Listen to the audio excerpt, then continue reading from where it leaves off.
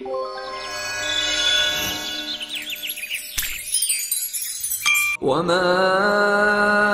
أَرْسَلْنَاكَ إِلَّا كَافَّةً لِلنَّاسِ بَشِيرًا وَنَذِيرًا وَلَكِنَّ أَكْثَرَ النَّاسِ لَا يَعْلَمُونَ. Assalamu alaikum wa rahmatullahi wa barakatuh. Er kişinin yatak öydün başka öyge yatak ayırıp yetiş hakkı var mı? Er kişinin ayalını başkalarının külleş hakkı var mı? Erinin ayalını külleşnin çeki var mı? Külleşnin yaxşı ve yaman tarafları nimelerden ibaret? İslam'da er ayal arasındaki sirni içişnin hükmü nime? Turmuşta er ayalını küçü yetmeydiği işlere buyuruş hakkı var mı? Qini söhbetimizden davamıga merhamet.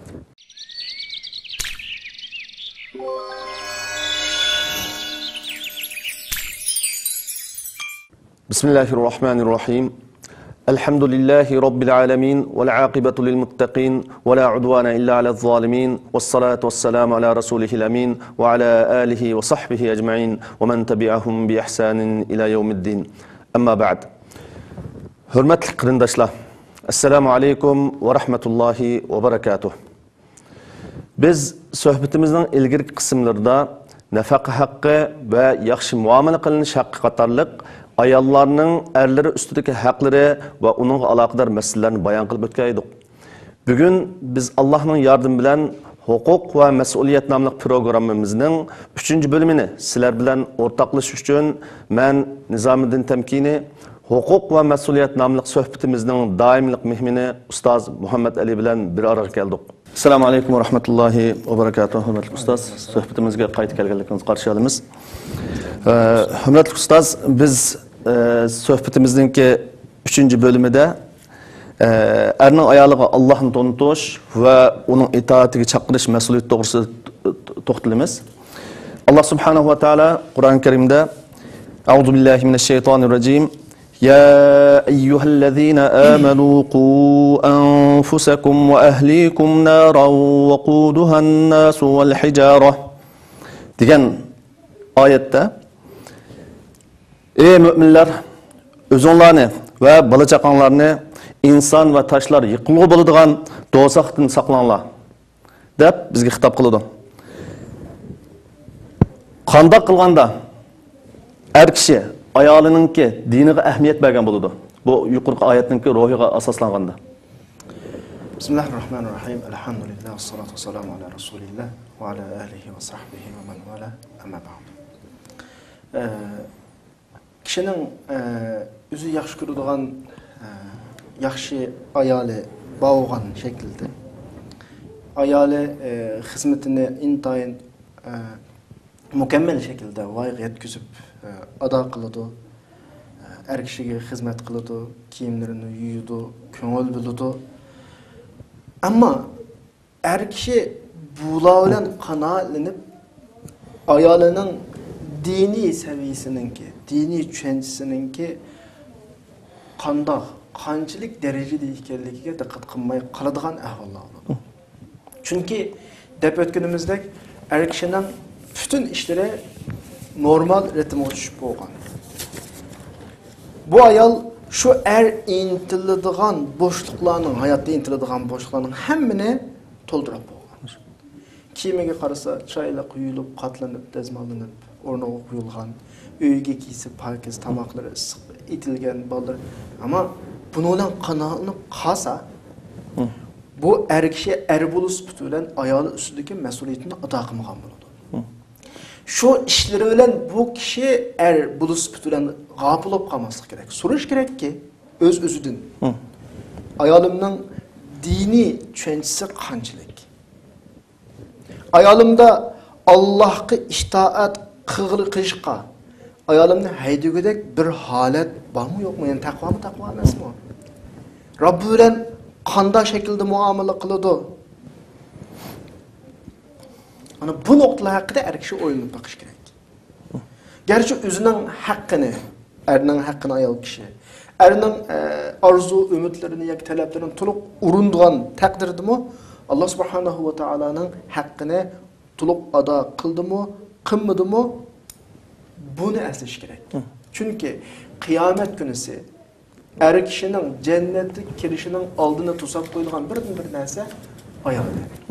Manda bir so'zlar bor. Qiyomat kunisi inson shundoq bir holatga duch keladi.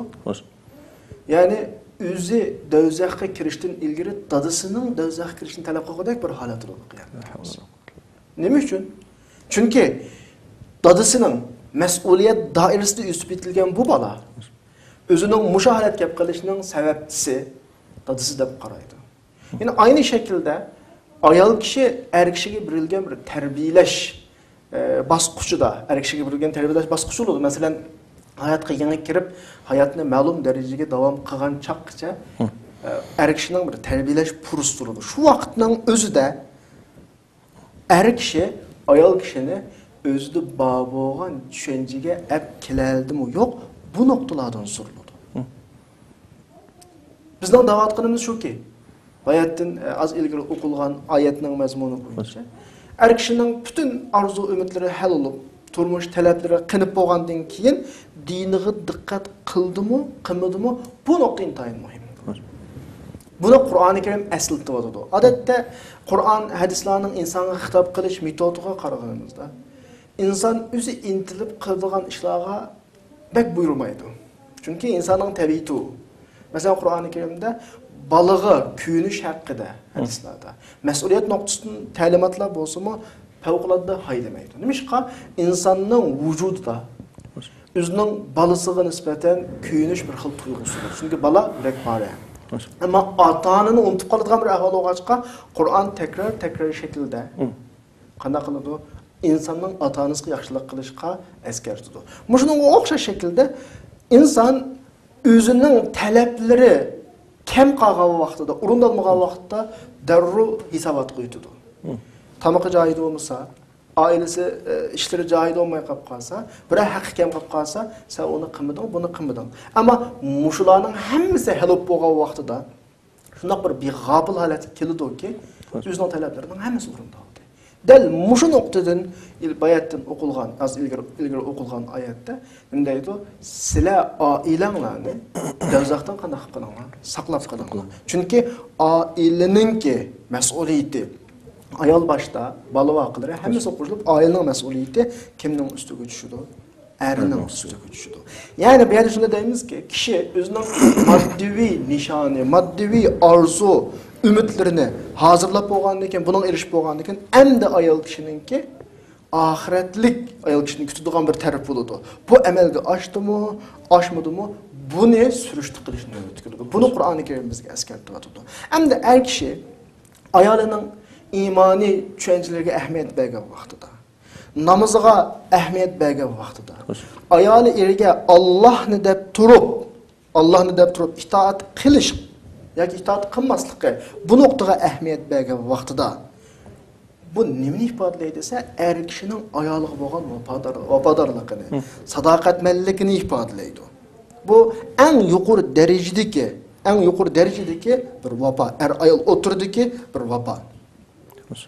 Chunki bunda er kishi, ya'ni ayol kishining dunyoviy taraflaridan boshqa oxiratlik taraflarga ko'ngil bo'lganligining o'zi nima desa, ayol kishining moddiy taraflaridan to'liq o'zining istaklarini, talablarini ep bo'lgandan keyin hamda ayoliningmi kelgusida oldimizda bizni kutib turayotgan hayotda ayoliningmi o'ziga o'xshash bir hayotga erishish uchun qilgan sa'isi hisoblanadi. Bu nuqtadan biz er kishining bu ish harakatlarini, bu xil ko'ngil bo'lishlarini ayoliga bo'lgan nima deymiz, hamda buni vabosi deb qaraymiz.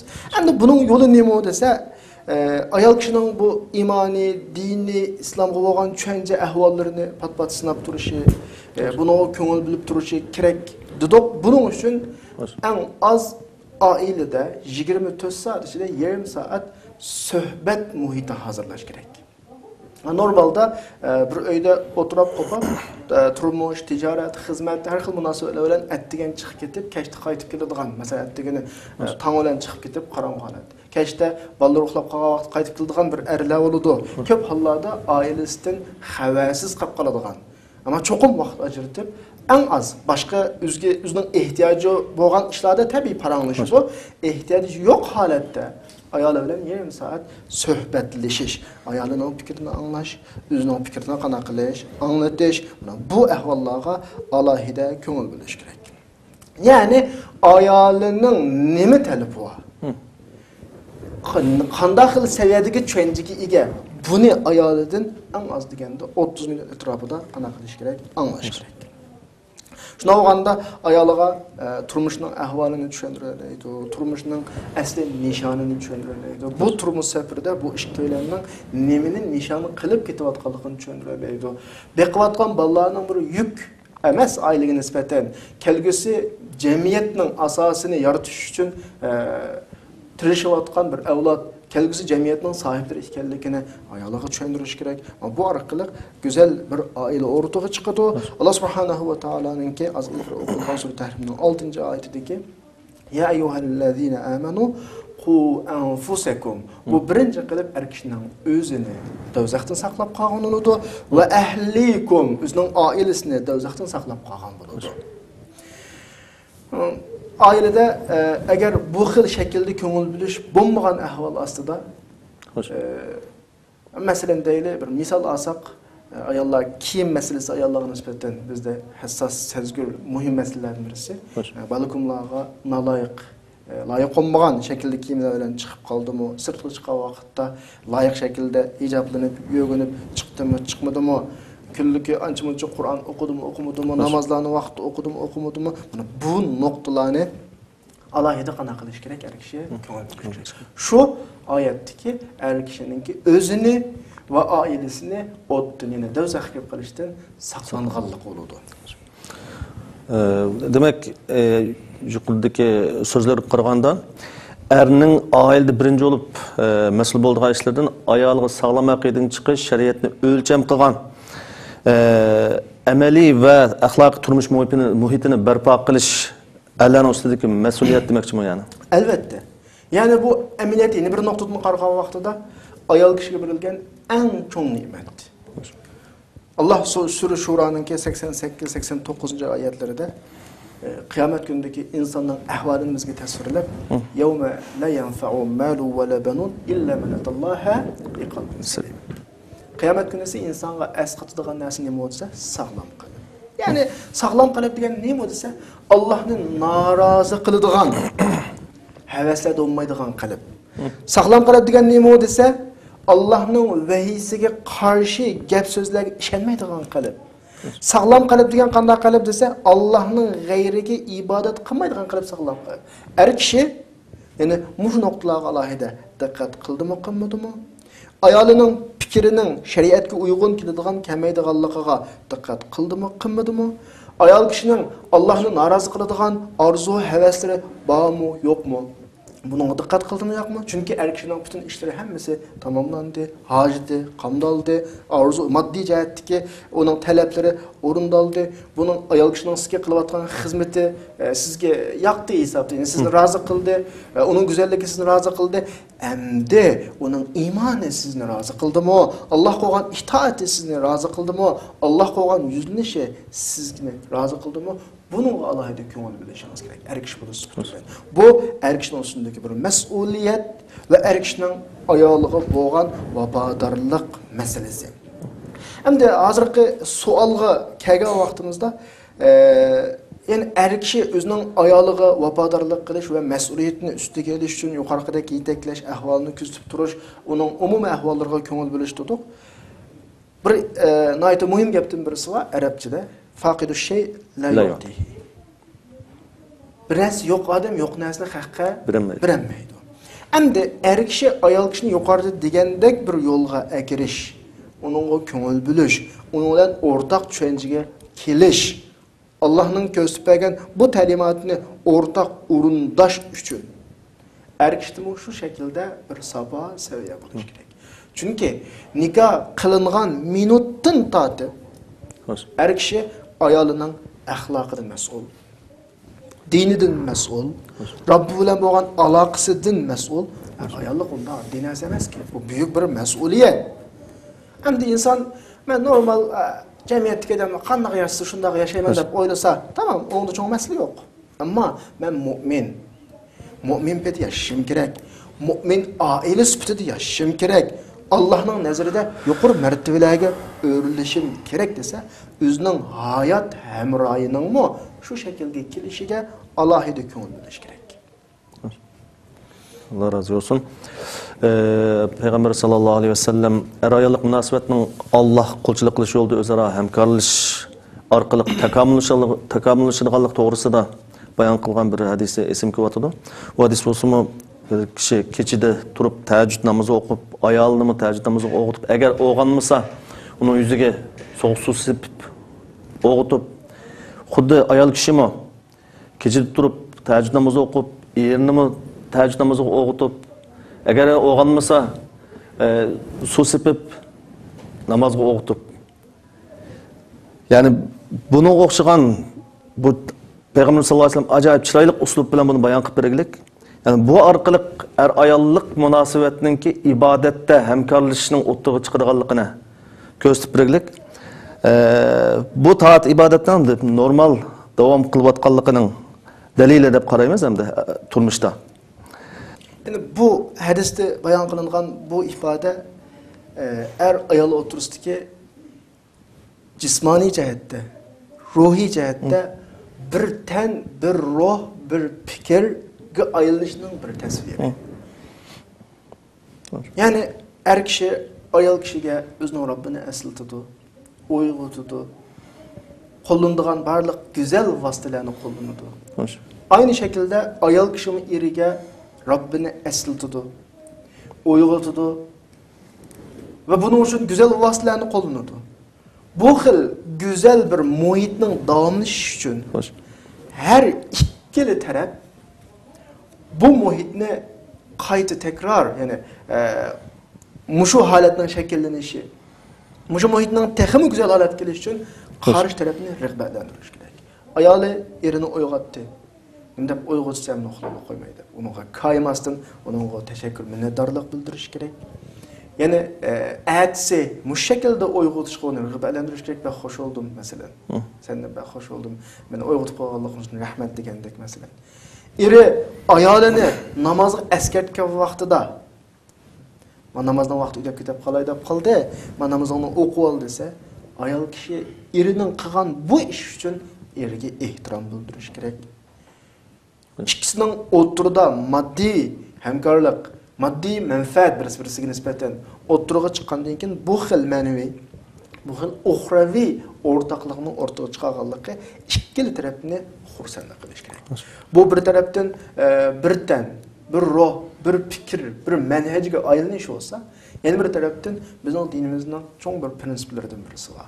Ya'ni haqiqatga tavsiya qilish, yaxshilikqa buyurib, yomonlikdan qana qilish, to'sish. Buning oiladagi bir ifodasi. Allah razı olsun. Biz şunu bilen ayollarınki erlerinin üstüdeki haklardan boğan 3. hukukni akıllaştırgan bulduk. Biz hazır 4. hakkı ötümüz. Bolsumu erinin ayalı üçün zinnetlenişi.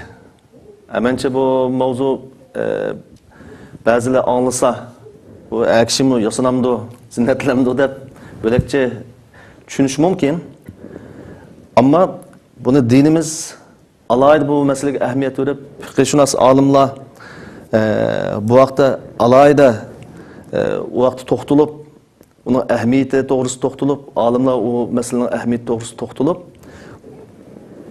bunu ayal kişinin ki qandaq er üçün zinetlenişi kerak bolsa, erinin mi ayalı üçün öyde zinetlenişi, çıraylık kiyinişi, çıraylık yasınışı kerak ekanligi to'g'risida alohida to'xtalgan. Hem ayol kishininki haqqi deb qaragan. Shuni bilan birga Umar ibn Xattob roziyallohu anhu mo sizlar ayollardan nimani yaxshi ko'rsanglar, ya'ni ayollaringlar sizlarga qandoq davranishni, qandoq yasinishni, qandoq muomala qilishni yaxshi ko'rsanglar, sizlar mo ayolinglarga shuni qilinglar. Chunki ular sizlardan shuni istaydi. Yani ayollar üçün, ayollarınlar üçün zinetleninglar, chiroyli kiyininglar, chiroyli yasaninglar degan mazmunda bir asar bayon qilinadiq. Buni asoslanib turib, ya'ni ayoli uchun zinatlanishi lozim bo'lamdi? Endi bizning bugun yashayotgan bugungi zamonimizda kishi ayoli uchun bir ishni qilishni xuddi o'zining erlik g'ururining dafsandog'ini, erlik martabasining tushib ketganidek bir xil hissiyat, tuyg'u o'rtaga chiqib qolgan bo'lsa, ammo amaliyotda haqiqatan bu sünnet yani Resulullah'ınki bizge ailevi göstergen bir prensip yolu. Her kişi özünün ayarınınki güzel şekilde ortaya çıkışını aldı da güzel şekilde duruşunu konu isteydi. Nimde ayarının mı bir insan buluşu tutulen irininki aşta buluşunu isteydi halkını unutup kalıyordu. Emniyette ikisi okşaş hissiyatı iyi bir insanlar. Ayale eri nimeni yaxshi ko'rsa, shuni yaxshi ko'rdi. Ayol nimeni yomon ko'rsa, shuni yomon ko'rdi. Ayollarimizning oldimizda loyiq olmagan shaklda yoki ko'rimsiz shaklda ko'rinib qolishni biz yaxshi ko'rmagandek, aynı shaklda ayollarmi erlarininki ko'rimsiz yoki boshqa shaklda ko'rinishini qanaqamaydi yaxshi ko'rmaydi. Xuddi erininki sirtqi gap bor, shuni biz ishlatib qolamiz, sirtqi qarab qolmasligi. Ko'zlarini nomahramlardan saqlab qolish uchun ayoli uningga yasinib, uning shu ehtiyojini qondab saqlab qolganidek, er kishimi ayolining sirtqi qarab qolmasligi. Endi sirtqi qarab qilish degandan bir cho'ng bir jinoyatni ya demagan taqdirdimi? Ammo oy fikir xiyanat oldu. Yani oy fikir xiyanat da bir narsa var. Yani özünün ayoli üçün güzel bir manzirada turmagan yoki o'ziga ahamiyat bermaydigan er kishining ayoli balkim ko'nglida erim palanidek, pukunidek masalan kiyinsichu yoki mundoq yuzchu yoki ma tozliqiga ahamiyat bersa, yoki kiyim kichkina mundoq ratlik yursa, ya soqol burutni chiroyli yasab yursa degandek bir o'y fikrlar bo'lib qolish ehtimoli bor. Bizning bu yerda da'vat qilamiz, ya'ni bayatdan deyilgan Umar radhiyallohu anhuninki sizlar ayollardan nimani kutsanglar, nimani yaxshi ko'rsanglar, erlar ayollar sizlardan shuni yaxshi ko'radi, shunga boshqa zina alinglar deganning ma'nosi bu bo'lishi kerak. Bir asardan birisi var. Aslihu rihalakum ve hassinu libasakum hatta takunu ka'annakum shamma beynan nas. Yani o'zingizning uylarini güzel şekilde yani yatağda kibarisi var bu yerde. Yani turalgı joylarini güzel şekilde ekilinglar. Kiyim-kechaklarni chiroyli kiyinglar. Chiroyli kiyinglar, isrof qilinglar, ma'nosi emas yani. Ba'nasini chiroyli shaklda, ratlik shaklda kiyinglar bo'ladi. Sizlar kishilarning ichida bir güzellikning ulgusi bo'linglar degan bir tavsiya bor. Bu amaliyotda dinning ibodat qismi va aqida qismi va muomalat qismi va undan boshqa dinning zavq qismi va ya'ni boshqalarning bir güzel tuyg'uga kelish uchun yoki boshqalarning bir tabassumini yoki boshqalarning bir ko'ngil xo'shligini o'rtaga chiqishning dinda ajoyib bir o'rni. Bu ajoyib bir savobning qatoridan. Bu ish tabiiyki oiladan boshlanadi. Ya'ni ayolingning huzurlanishi, uning ko'ngil xo'shligi, ko'ngil ozodligi bu intayin muhim bir halqa. Masalan, bu sizning bu so'zlardan masalan ota-onaninki, erning va ayolninki oilada ratlik kiyinib, ratlik chiroyli, ozod kiyinib, uylarni pokiz tutib, tozliqqa ahamiyat berib qilishining o'zi farzandlarning shu hayot, shu muhitga ko'nab, chiroyli uy tutish, chiroyli kiyinish, tartibli bir hayotga ko'nishida asos va deb qarasak bo'ladi. Intayin muhim. Yani bir ailede yaşayan bir neçe şahsının hammasininki ruhi halatiningki normal, tamponlukni saqlagan şekilde olup, hayattaki hizmetlerini normal meniş için şu ailedeki her kişi, meyli er kişi, yoki ayol kişi, bala, ata hammasi Şu retliklik, tozalik mesela yine normal haletiga qana qilish kerak kafolatlik. Tabii ki hozirgi temamiz er ayol isto'g'achqa bizning davom olgan misollarimiz, qilgan gaplarimiz er ayol ustida bo'ladi. Amaliyotda hamma bilan bu jihatda o'xshash. Hatto bir sinfdagi saboqdoshlar. Ya'ni bu yerda vaqt munosabati bilan tabiiy u yerga berib ketib bo'lmaymiz, ammo payg'ambar alayhisolamningki ne'matning ta'sirining bandida ko'rilishini Allohning yaxshi ko'radiganligi haqida bergan ta'limotlari bor. Çaşları çoğu qalat kelsa, onu sen berib o'ngshab kelma holatingni deb buyurgan nurg'un qissalar bor. Kiyimlari rassiz, juljul kelgan kishilarga sening bir narsang yo'qmi desa, voy mening manchi quyim bor, manchidan tugan bor deb bir cho'ng hozirgi vaqtdagi pul hisob qilsak, millioner puli bor odamlar bularga qayg'ayalar bor. Ya'ni atrofidagilarning tuyg'usiga hurmat qilishmi dinning bir talabi. O sen normal holatda kiyinmasan, normal o'zingning taqdir-huquqiga diqqat qilmasang, tozaligiga diqqat qilmasang, o shaxsiy mening ishim deb shaxsiyatchilik qilsang bo'lmaydi. Yani çünkü sen haq bilan birga yashaysan, qachon birga yashayotganlar va bulukmi bugungi temamizga munosabatlik ayoli eriga nisbatan, ayoli eriga nisbatan bular chambarchas bog'langan bir kishilar. İchki tashqi jihati bog'langan bir kishilar. Bular birisi-birisini o'zaro zavq qilish kerak yani. Güzel tuyg'u bo'lish kerak. Çünkü bu ikkilan normal sinfda o'tirib dars o'qiyotgan ikki saboqdoshga o'xshamaydi. Dars o'qiydi, olib ketmaydi bular. Balki hamkorlashib kelgusini yaratayotgan bir jamiyat zavodi desak bo'ldi bular. Çünkü bu ikkisining qo'lidan kelgusining sohiblari chiqadi. Agar muvofiq, ya'ni go'zal bir muhit yaratilmaganida kelgusiga o'tirib chiqmoqchi bo'lgan, sizlar degandek u oiladagi bolalar qancha chiqmoqchi? O qalaymagan muhit yo'g'ilgan bolalarning ahvoli nima bo'lmoqchi? Bir kişinin qalaymansızlığı, yani qalaymakanlığı, meyli kiyim-kechak tozalik jihatda olsun, şu muhitga ta'sir qildi. Atrof mashta bo'ladi, oilami shunda bo'ladi.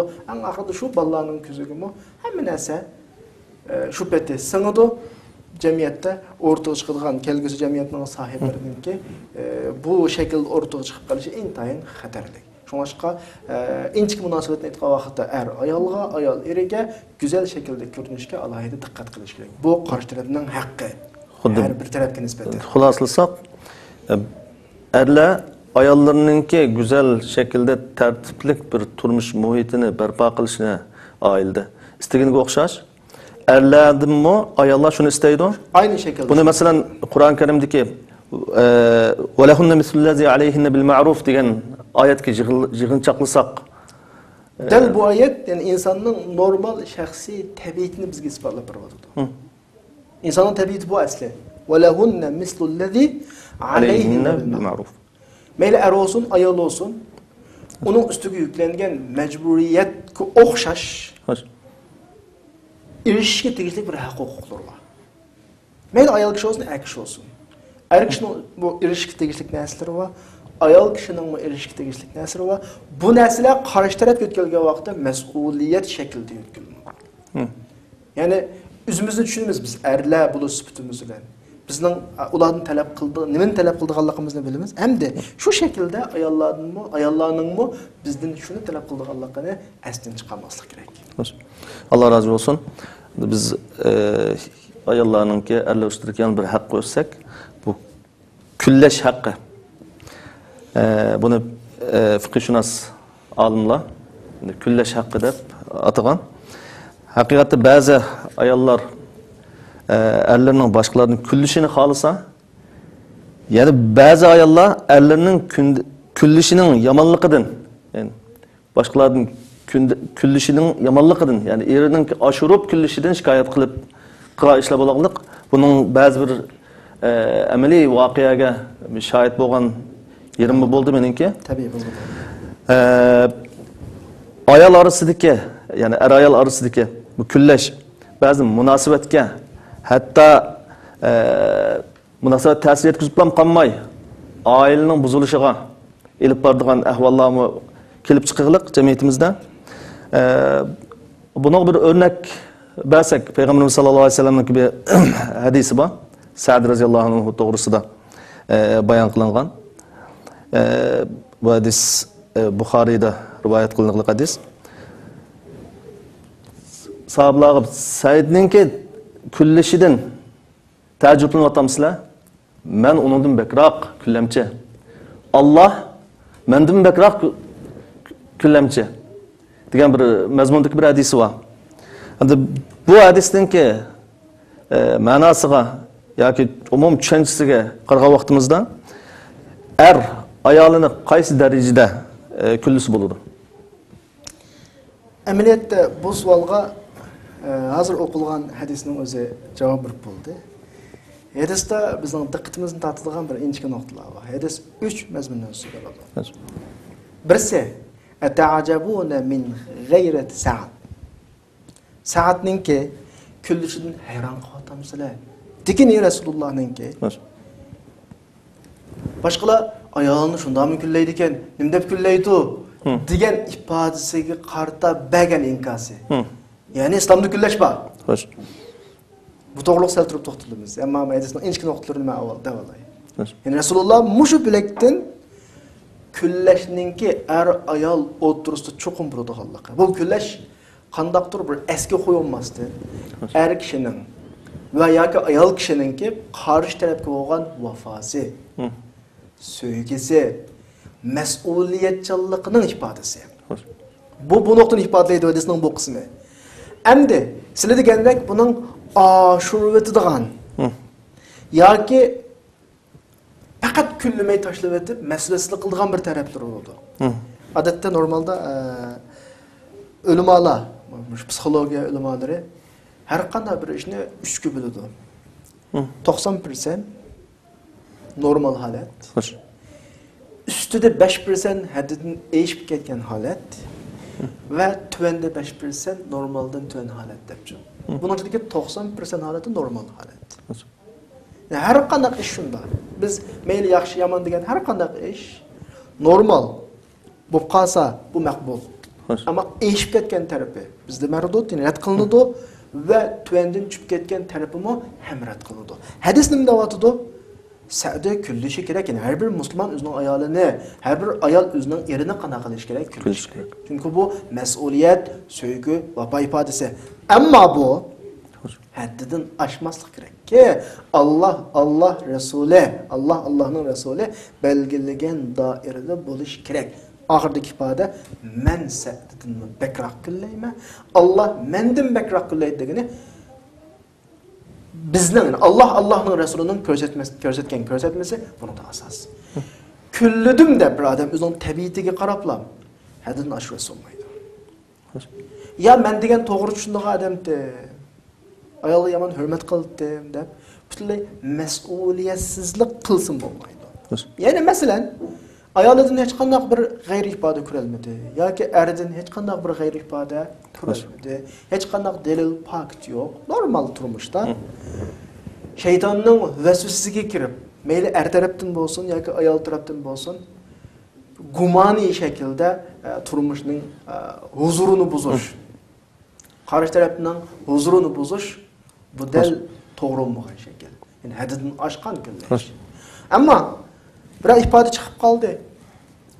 Sirtdan kirsa ayoli telefonda paranglashibdi, ishdan kirgandan kirib taqib oldi masalan. Yoki telefonning usullaridan g'ayri normal bo'lgan usullar ko'rilib qoldi. Bu vaqtda va yoq men degan to'g'ri tushunma degan shaklda qo'yib o'tish, buni biz deyuzlik deymiz normalda. Bu mas'uliyatsizlik bu. Yani delil pakitsiz kullashning o'zi haddidan oshganlik bo'lsa, delil pakit bo'lgan ahvol ostidimi? Sukut qilish. Ya'ni sukut qilish, buni misol qarash, bu nima? Mas'uliyatsizlik. Boshqa ish normal, mo'tadil shaklda bo'lish kerak. Delil pakit bilan er kishi o'zining mas'uliyatini tonishi kerak, sevgisini ifodalash kerak. Ayol kishimi shu, delil pakit bo'lmagan vaqtda ayolning huzurini buzadigan yoki qarshi taraf bir-birisining huzurini buzadigan, noto'g'ri gumonlar bilan bir-birisini kullaydigan ahvolni bo'lmaslik kerak. Hadis intayin qisqa iboda bilan bizga hamma narsani deb berdi. Sizlar Sa'dining kundashligidan qanaqa vatamsizlar? Hayron qol. Ya'ni kundusi kullishi kerak, er kishi ayolini kullashi kerak. Ammo bu o'lcham bo'lish kerakki, men uningdan bekroq kullaydigini, Alloh bende mi bekrak külleydin? Yani bir yerde külleş meselesi de ölçem neymi olsa Allah'ın Resulü'nün nimesi ölçem. Ama insan onun şahsi micaziga. İnsanın micazi her xil. Bazı eski micazlar kuruldu. Davamlı hadidin aşırıp küllep bir külleymen deplam ayarını günü dumbalaydıgan yoki qarlaydıgan onun kalbini azar verdigan ahvallar var. Yoki bazı yumuşak başuludu. Şuncha ishlab bilanmi? Şuncha delil isbot ko'rinib tursa-mu, şuncha ifodalar o'tirdi aniq tursa-mu, yana ishni normal o'yinning ishini o'chib qo'yib o'tadigan. Yani ayoliga favqulodda yo'lni qo'yib o'tadigan manda bir holat shakllanib qolsa, bu normaldan tuvan yoki normaldan yuqori holatdir. Hatto hayotimizda amaliy o'rnaklardan qashimizga bizga yaqin keladigan tonish bilishlarning ayollarining shikoyat qilib kelgan ahvollari bor. Nima desa, meni kulmaydi deydi. Men ayolning gapi, har kishining gapi emas. Meni kulmaydi. Men bir sinoq yuzidan bir shaharga safarga chiqman desam, yaxshi deb yo'l solib qo'ydi deydi. O seferde neçə gün turib bolğandan keyin kim bilen emas. Ya o çatıq yo'q. Yani onu neçə gün turib bolğandan keyin yana sınaq bir oy kel men seni bir sig'indim. Nim deb nada yurisa damdikin deb men yana azroq turib kelay desam, tamam o zaman men sana pul avatib beray, obda o'ynab kel deydigan. Bu meni yaxshi ko'rmamdi nima deb erining yaxshi ko'radigan ko'maydigan gumonlanib shikoyat qilganlar. Yani küllash, ayol o'tirdiki küllash o'zaro muhabbatning ifodasi, sevgining ifodasi, vafoning ifodasi. Yani küllash ayol o'tirsida normal islomiy ko'rsatma bo'yicha oshirib o'tmaslik va normaldan tushirib o'tmaslik. Yani hadisning bizga ifodalayotgan narsa bu. Allah razı olsun. Hani biz ayollarınki ya bu ortak bir hukuk, en ahirki bu ayollarınki erler üstündeki hukuklardan er ayol arasındaki sırlarını yaymaslık doğrusundaki hukuk. Bu vakit Peygamber sallallahu aleyhi ve sellem'nin ki nekma şartı kelgen bir hadisi var. Kıyamet günü Allah'ın huzurunda en yaman hesaplanılan kişiler ayolının sırrını aşkarlayan er ve erinin sırrını aşkarlayan ayol. İslami ahlakta er ayol arasındaki münasebet saklanışı lazım deb qaraymiz. Bu tabii şunda bo'lish kerak. Buni qanday tushunamiz endi? Yuqorqi hadisga asoslangan vaqtida. Bizda odimiylik deydigan bir so'z bor. Yani insonga loyiq holatdan o'tib ketgan vaqtda bunun odimiylik yo'qoldi. Odimiylik yo'q deymiz. İnsan rastçıl olsa bunun adimilik var deyimiz. Ehdik vapa olsa bunun adimilik var deyimiz. Yani sağlam adam olsa adimilik. Ama aks takdirde bunun adimiliki yok deyimiz. Hem de şu adimiliknin yo'qolganligining bir ifodasi kishininki eminetli ayolini rasvo qilgani emas, o'zini rasvo qilgani. Yani ayol o'tirdiki, maxfiyatchilikni o'tirg'i chiqargani. Bu eminat o'zini rasvo qilgani. Hayada bir narsa var. Hadiste hayani imanın qatarıdır deydi. Bu ayollik münasebeti Sure Nisa'nın 21. ayetinde nimde tasvirleniyordu dese. Nayeti mustahkem va'di bilan ve keyfe ta'khudunahu ve kad afta ba'dukum ila ba'd ve akhadna minkum mithaqan ghalidha. Yani en tayin mustahkem va'di berishib o'zaro birisiga. Mustahkem ahdi misaq bilan üzüne karşı tarafki ecivetti diyenlik o. İnsan ayalıdan başka adam gel, vele o atanı soğup kessin. Ayal iridin başka her kandak adamga açmaydıgan işki dünyasını şu ehdi verdigi asasen birisi kaçtı. Onun bilmeydiğin yeri kalmaydı, bilmeydiğin sırrı kalmaydı, değişmegen gap söz onun mahfiyetçiliği kalmaydı emdi. Bunun içerisinin bunda şekilde karşı taraftaki içerisinin birinci kademini ne etti? Ehdi vaad etti. Yani vaadülen açkan o. Şu nikahının birinci günüsteki ben bunu aldım. Karşı tarafının ben onunla təqdim degini birimizge toluk ehdi vaadi biriştik. Biz bu Kur'an'ın içine kirimiz. Birimizden yuşurduğun hiç kadar neresi kalmaydı. İşki dünyalarının hemini birimizge açımız. İkkilen birbirimizge degan bir va'dadan iborat.